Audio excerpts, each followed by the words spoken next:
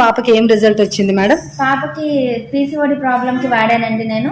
పాపకి పీసీఓడి ఉందని madam doctor గారు చెప్పారు. ఆర్లో అపోలో హాస్పిటల్లో చెక్ చేపిస్తే తనకి ఓవరీ పైన వాటర్ బబుల్ వచ్చింది. వాటర్ బబుల్ లోపలికి బ్యాడ్ బ్లడ్ వెళ్ళిపోయిందండి.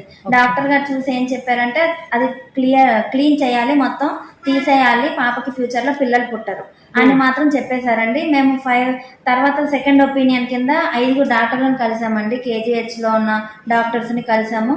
కన్సల్ట్ చేస్తే వాళ్ళు ఏం చెప్పారంటే ఇది నిజమే, తీసేయాల్సిందే, పాప మీకు ఇప్పుడు కావాలంటే మీరు ఫ్యూచర్ లో పిల్లలు పుట్టరు, అది ఓవరీ తీసేయాలి అని చెప్పారండి.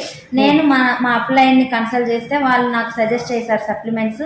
నేను వాడించిన తర్వాత 2 months లోనండి ఓవరీ అంతా హెల్తీగా అయిపోయింది. మంత్ కి తనకి ఇరెగ్యులర్ గా పీరియడ్స్ వచ్చేవి, అలాంటిది ఇప్పుడు రెగ్యులర్ గా పీరియడ్స్ వస్తున్నాయి. 5 days లో ఆగిపోతున్నాయండి. అప్పుడైతే 20 days అయ్యేది. వచ్చినప్పుడు చాలా పెయిన్ ఉండేది, ఇప్పుడు ఏ పెయిన్ లేదు. 5 days లో చక్కగా ప్రతి నెల కరెక్ట్ టైంకి వస్తూ టైంకి ఆగిపోతూ పాప హెల్దీగా ఉందండి. నేను చాలా హ్యాపీ.